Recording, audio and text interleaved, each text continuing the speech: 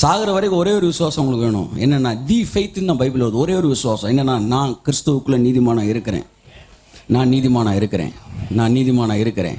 என்னுடைய எல்லா பாவங்களை விட இயேசுவின் ரத்தம் வல்லமையானது என்று நான் இன்னும் விசுவாசிக்கிறேன். இன்னும்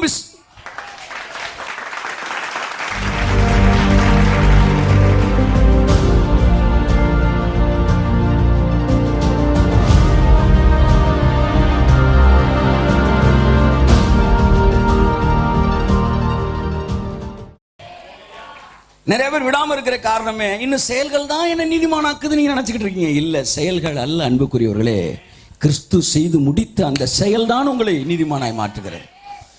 உங்களுடைய எல்லாவித கிரியைகளும் குறைவானவைகள், அவைகள் உங்களை பூரணப்படுத்தவே படுத்தாது. இது கட்டாயம் தேவை. இது இல்லாம நீ உள்ள போயக்கூட என்னைக்குமே இது அடிப்படை சத்தியங்க. ஆமா, ஒரு கணக்குக்கு போறீங்கன்னா அந்த கணக்கை நீங்க என்ன செய்யணும், செஞ்சு முடிக்கணும்னா உங்களுக்கு 50 மாம்பழம் வாங்கினோம், அது 20 மாம்பழம் அழுகிருச்சு அப்படின்னா மீதி எத்தனை மாம்பழம்னா உங்களுக்கு என்ன கணக்கு தெரிஞ்சிருக்கணும்? கூட்டல், கழித்தல், வகுத்தல், பெருக்கல். இந்த அடிப்படை 4 விஷயம் தெரிஞ்சாதான் நீங்க அல்ஜிப்ரா வரைக்கும் போக முடியும். இந்த கூட்டல் கழித்தல்ல பஞ்சாயத்து இருந்தீங்கன்னா, குழப்பமா இருந்தீங்கன்னா நீங்க அல்ஜிப்ரா லெவல் கணக்கு போக முடியாது. அதுதான் அஸ்திபார உபதேசம் பைபிள் சொல்லுது. அப்ப யூதர்கள் பார்த்து சொன்னார், செத்த கிரியைகளை விட்டுருப்பா, உங்க எல்லாருக்கும் நான் அதை செஞ்சு முடிக்கிறேன், நான் மேசியா எல்லாத்தையும் நான் என்ன செய்யறேன், செஞ்சு முடிக்கிறேன் என்று சொல்லி அவரே எல்லாவற்றையும் செய்யும்படிக்கு செஞ்சு முடித்தார். அப்ப புறஜாதியால நாம் அதை என்ன செஞ்சோம், விசுவாசிச்சோம், நீதிமான் ஆயிட்டோம்.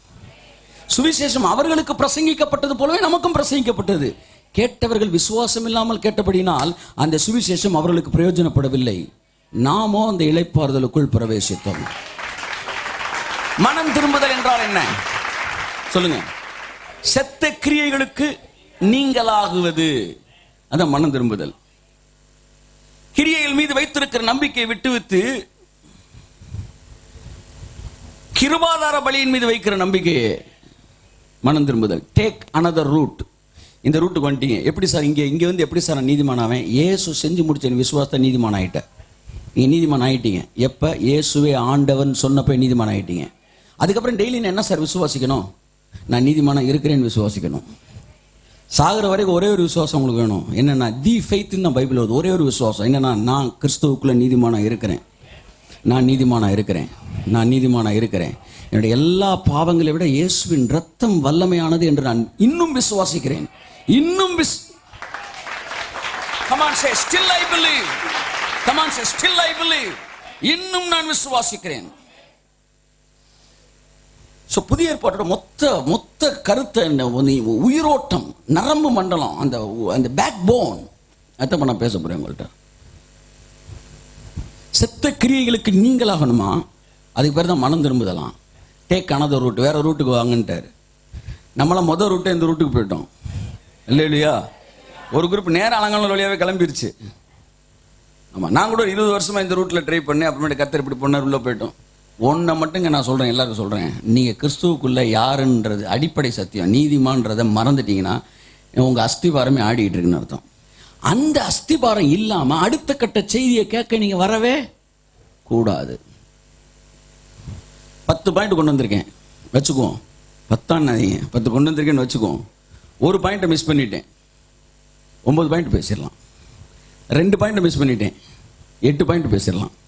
3 பாயிண்ட்டை மிஸ் பண்ணிட்டேன், எங்கேயோ எழுதி வச்சு தொலைச்சிட்டேன், 7 பாயிண்ட் பேசிடலாம். ஆனால் நான் நீதிமான்ற ஒரு பாயிண்ட்டை மிஸ் பண்ணிட்டேன்னா இந்த 9 பாயிண்ட்ல ஒரு பாயிண்ட் என்னால் பிரசங்கிக்கவே முடியாது. கைத்தட்டுக்கு வந்து அவருக்கு புரியுதா? நீ எந்த பாயிண்ட்டை வேணாலும் மறந்துருங்க, நீங்க நீதிமான்ற அடுத்த தடவை நான் பார்க்கும்போது பிரைட்டாக வரணும். இல்லையா? இப்போ நிறைய பேர் பிரைட்டாக தான் இருக்கிறீங்க. அப்படியே ஃப்ரெஷ்ஷாக வரணும். ஏன்னா அது எங்கே தெரியுமா வரும்? நான் நீதிமான். அப்போ நான் எப்படி நீதிமான்? அந்த வசனம் தான் உங்களை அப்படியே தூக்கி நிப்பாட்டணும். தூக்கி அப்படியே பில்லரை போட்டு நிப்பாட்டின மாதிரி அப்படியே தூக்கி நிப்பாட்டணும். பாவம் அறியாத அவரை நமக்காக பாவமாக்கினார். அழகா இருக்கு. நீ வரும்போது ரெவலேஷனு, ஏற்கனவே எழுதின ரெவலேஷன் தான். பைபிளில் ரொம்ப நாள் வாழ்ந்தவன் யாருன்னா மெத்துசேலான்னு ஒருத்தன். 963 வருஷம், 900 வருஷத்துக்கு மேலே வாழ்ந்திருக்கான்.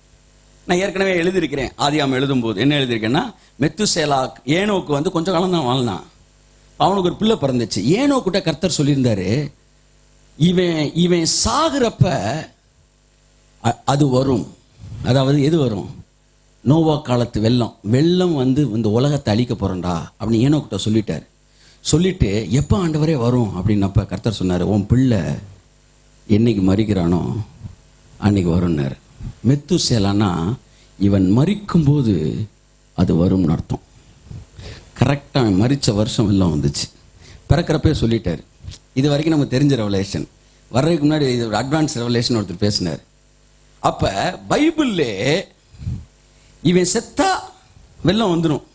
ஆனால் தேவனை இவன் செத்துட்டா ப்ராமிஸ் நிறைவேறிடும், உடனே வெள்ளம் வந்துருன்றனால இவனை சாகாமலே ரொம்ப நாள் வச்சிருந்தார். மக்கள் மனம் திரும்பணும், அதுக்காக நீடிய பொறுமையாக இருக்கணும். ஆனால் அதுக்காக பொறுமையாக லேட் ஆகிட்டே இருக்கு. அதுக்குள்ளே இவன் செத்துட்டான்னா அதனால இவனை சாக விடாமே வச்சிருந்து பைபிள்லே ரொம்ப நாளாக உயிரோட வாழ்ந்தேன் தான். இதுல இருந்து என்ன தெரியுது? அவர் நீடிய பொறுமையா இருந்திருக்கிறாரு. இவன் செத்துட்டானா அவன் வெள்ளம் வந்துடணுமையா, ப்ராமிஸ் நிறைவேறணும், அதனால என்ன செய்யறது, அவனை சாகாம வச்சிரு. எவ்வளவு நல்ல தேவன்! இப்படி தேவனுடைய நீடிய பொறுமையை பற்றிய ரெவலேஷன் இது. ஏன் மெத்துசேலா அதிக நாள் வாழ்ந்தான்னா தேவன் அவன் செத்துட்டா வெள்ளம் வந்துருமேன்ற கண்ணை அவனை சாக விடாமலே வச்சிருந்தார். ஏனோக்கு தான் பழைய ஏற்பாட்டில் வாழ்ந்தவன் இல்லை. அந்த அந்த அந்த ஆதாம்ல இருந்து மெத்துசேலா வரைக்கும் கொஞ்சம் காலம் வாழ்ந்தவன் ஏனோக்கு தான். 320 வருஷம் தான், 300 சொச்சம். கர்த்தர் சொன்னார், உனக்கும் சேர்த்து உன் பிள்ளை கொடுத்துட்டேன்டா, கையை தட்டுங்க. சில விஷயங்களை நீங்க அனுபவிக்கலன்னா உங்க பிள்ளைகள் அனுபவிக்க வைப்பார் தேவன். கையை தட்டு. அல்லேலூயா. இல்லைங்க, உங்க அப்பா தேவனோட சஞ்சரிச்சார்ன்ற திடீர்னு காணாம போயிட்டாருப்பா. நாங்களாம் பாரு 800 வருஷம் வாழ்ந்தோம், 700 வருஷம் வாழ்ந்தோம். உங்க 50 பேருக்கு அதிகமாக நான் வாழ்ந்துட்டேன். எங்க அப்பானால நான் வாழ்ந்தேன்னான்றான். அல்லேலூயா. கர்த்தர் நல்லவர். ஸோ ஒரு ரெவலேஷன் இப்படி தூக்கி நிப்பாட்டுது பாருங்க. இப்படி நீங்க நீதிமான்றதுக்கு ரெவலேஷனை வந்து நிப்பாட்டணும். டெய்லி புது புது ரெவலேஷன் நீங்க வாங்கணும். நீங்க எப்படி நீதிமானா இருக்கீங்கன்னு. ஏதோ என்னைக்கோ கேட்ட ஒரு செய்தியை வச்சுக்கிட்டே நீதிமான அன்றைக்கு புது புது வெளிப்பாடுகளினாலே, புது புது வந்து விஷயங்களினாலே நான் எப்படி நீதிமானா இருக்கிறேன். தேவன் அந்த வெளிப்பாடுகள், நீங்க பழைய வெளிப்பாடுகள் மீது வைக்கிற நம்பிக்கையே போதுமானது. நீங்க நீதிமான் என்கிற மனநிலை இல்லாமல் நீங்க செய்திக்குள்ள கேட்க வராதீங்க.